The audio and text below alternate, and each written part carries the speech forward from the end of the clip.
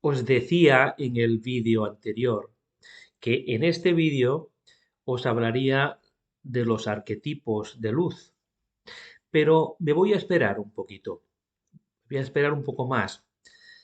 Pues hasta ahora os he estado explicando los arquetipos de supervivencia, básicamente los 4 arquetipos de supervivencia con los que configuramos el equipo básico del personaje egoico, con eso que llamamos el yo.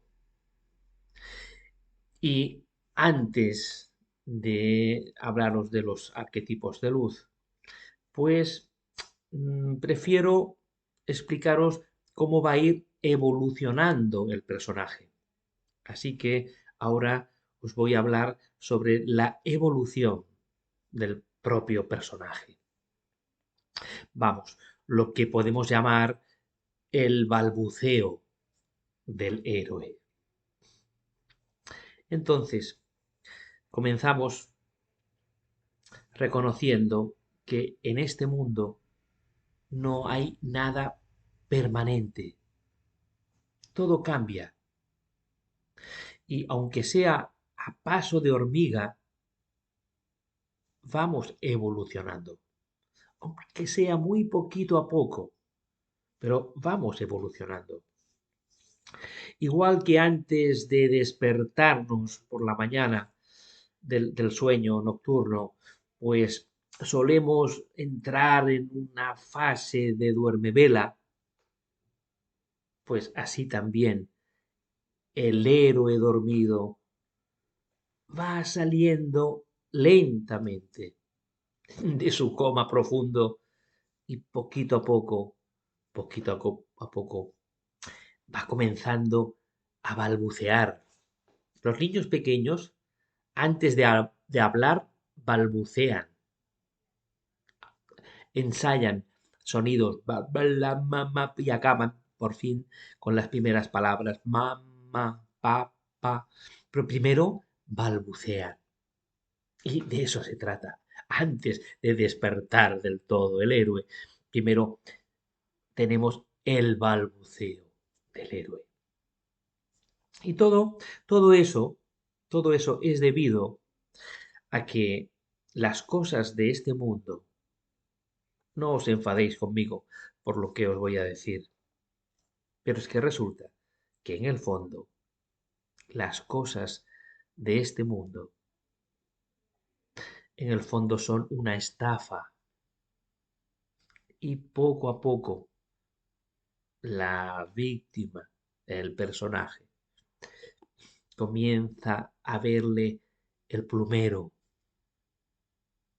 Como decía, no me acuerdo en qué película humorística, nacido para morir, nacido para morir. O como aquella frase del Hamlet, algo huele a podrido en Dinamarca. También en la película Matrix, nos presenta al principio al protagonista, a Neo, haciéndose preguntas y cuestionándose la realidad. Y en un diálogo de la propia película Matrix, Morfeo le dice a Neo, Matrix es el mundo que se ha puesto ante tus ojos para ocultarte la verdad. Es decir, que Matrix es una mentira, es un engaño de los sentidos, algo así como un sueño. Y todo esto ya nos viene de antiguo, porque todo esto resuena al famoso mito de la caverna de Platón. Bueno, el balbuceo del héroe comienza igualmente cuestionándose el mundo, lo que vamos a llamarle el mundo ordinario. Y esto lleva generalmente una sensación incómoda, de incertidumbre, y que finalmente acaba desembocando en un sentimiento de rebeldía.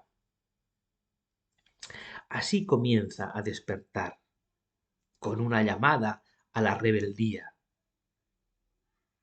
una llamada a la desobediencia, a la insurrección, como aquella canción del último de la fila. Me siento hoy como un halcón, llamado a las filas de la insurrección.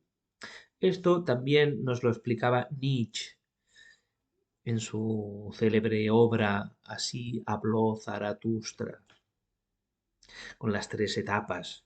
Primero, la etapa del camello, que va echando en su joroba todo el peso de la tradición, todo el peso del pasado, todo el peso del sistema, hasta que acaba revelándose y transformándose en león, que ruge y protesta y se revela.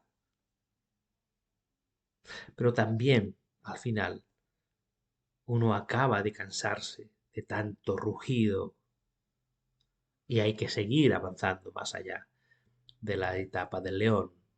Y Nietzsche nos lo pone metafóricamente con la imagen de un niño, de un bebé, que es la forma que encontró simbólica para transmitirnos el que ya se ha liberado del pasado y es libre hacia el futuro, porque la imagen del bebé representa eso, que ya no tiene pasado, todo es futuro hacia adelante, es la imagen simbólica de haber roto o liberado de todo el peso del guión que estoy explicando.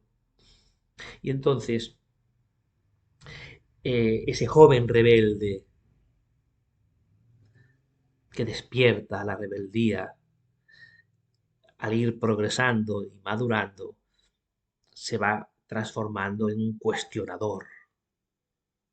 Y ese cuestionador va llegando al extremo y se va convirtiendo en un cuestionador desgarrado. Y aquí hay un peligro.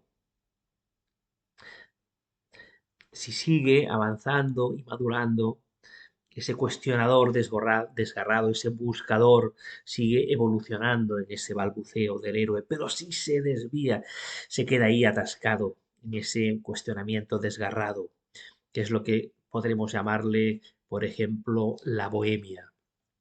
La bohemia, en la actualidad, en cada época coge sus formas. En la actualidad podríamos llamarle el antisistema, lo ocupa.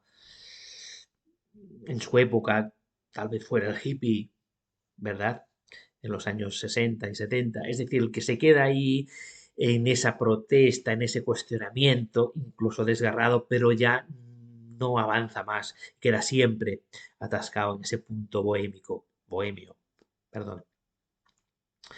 Pero si sigue avanzando, la evolución del personaje conlleva un aumento en el nivel de conciencia, lo cual lleva a que aún consiguiendo éxito material en el mundo ordinario, esta percepción más profunda va haciendo que se despierte y se mantenga dentro una sensación de vacío, una sensación de vacío interior, de sorda insatisfacción, lo que se ha venido a llamar incluso la desesperación silenciosa, que nos lleva finalmente a cuestionarnos si eso es todo lo que hay.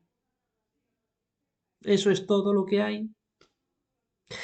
La propia evolución del personaje, podemos decirlo así, va permitiendo que la víctima se cuestione cada vez más cosas.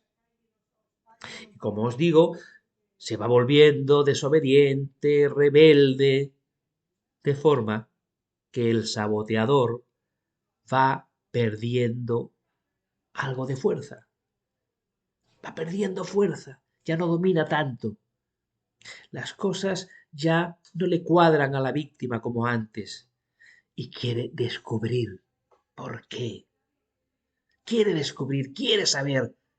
Se ha convertido en un buscador, en una víctima buscadora. Esa es la evolución del personaje. Y se pregunta, ¿no hay nada más? No hay nada más. Porque si no hay nada más,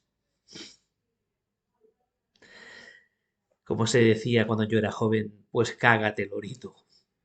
Me hago existencialista. Y entonces, como cantaban los chunguitos, dame veneno que quiero morir. Dame veneno. La evolución del personaje haciéndose un buscador ya es el balbuceo del héroe. Porque, como os digo, eso promueve un aumento de conciencia. Y entonces esta percepción más profunda despierta ese vacío, esa sorda insatisfacción. Como nos cantaba Manolo Tena en su tema Frío, me siento un extraño en el paraíso.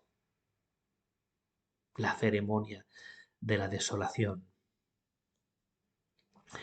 Pero el despertar del héroe lo va a cambiar todo, porque al despertar el héroe empezamos a vivir desde el sentimiento heroico, lo que os hablaba en el vídeo anterior de lo sagrado y lo profano. Vamos entrando cada vez más y más de lleno en lo sagrado, a través del sentimiento heroico, a través del simbolismo y del sentimiento del héroe.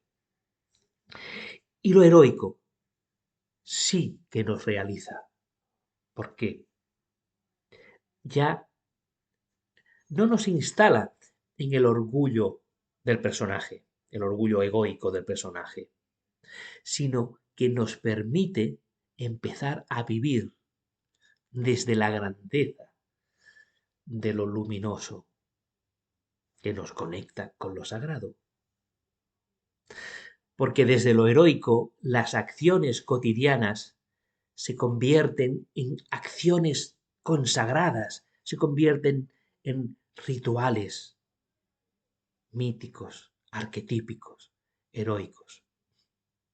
Como decía aquel poema zen, antes de la iluminación, cortar leña, acarrear agua, encender el fuego. Después de la iluminación, cortar leña, acarrear agua, encender el fuego. Lo que importa no es lo que se hace, sino cómo se hace, desde dónde se hace.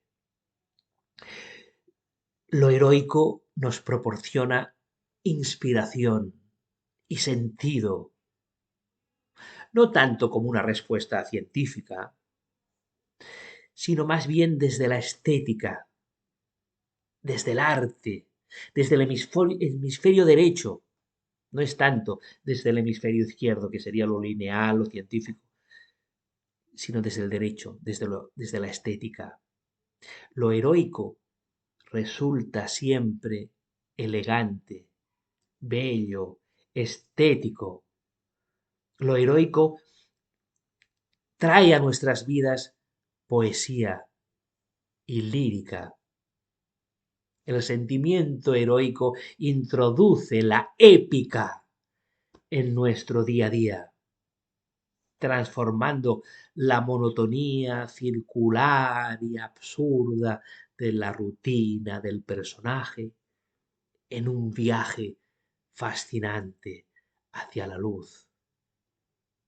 Así que vayamos, amigos, a despertar ya a ese héroe adormilado y vayamos en busca del príncipe dormido. Nos vemos en el próximo vídeo.